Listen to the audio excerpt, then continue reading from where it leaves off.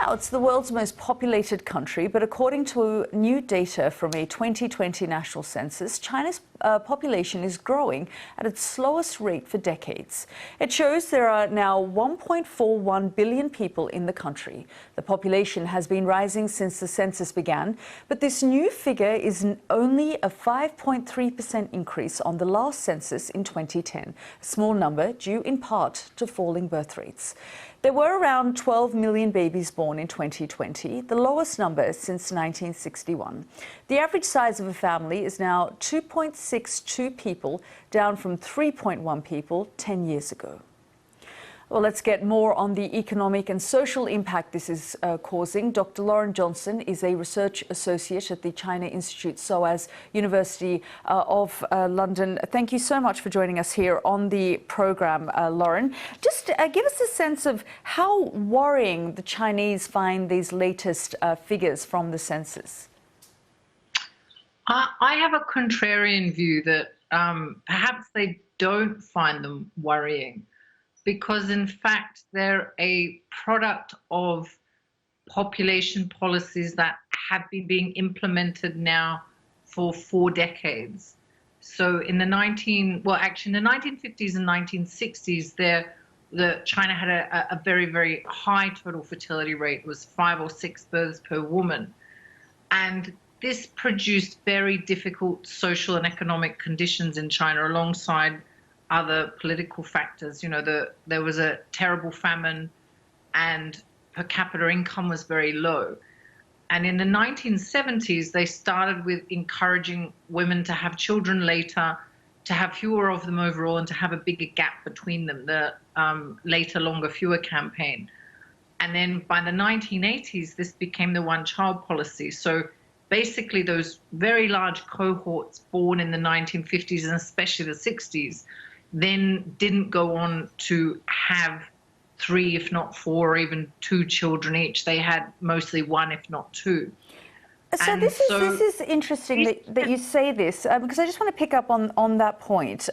In 2015 then, that one-child policy was picked up and sort of removed, and they encouraged people to have maybe 2 children.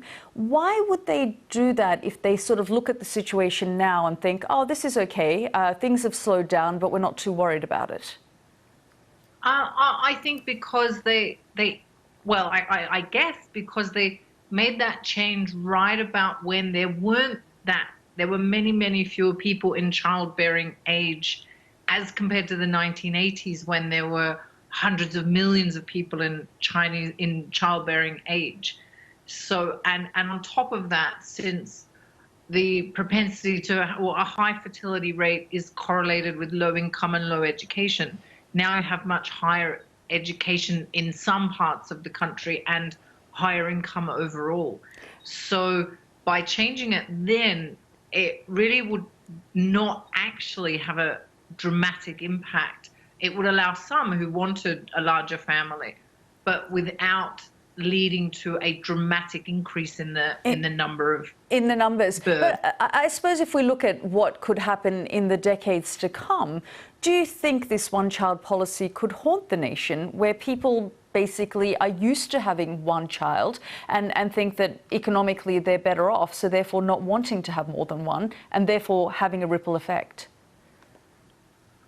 Of course, and if you just look at Hong Kong, Taiwan, South Korea, Singapore, you look at Macau, these other those countries and those parts of China have just like a very low total fertility rate, having never had a one-child policy. So how much the one-child policy is responsible for that shift in preferences is debated itself within the literature. Probably bigger impacts of the one-child policy are the gender ratio being a little more skewed in favor of boys, and other kind of social inequalities across China.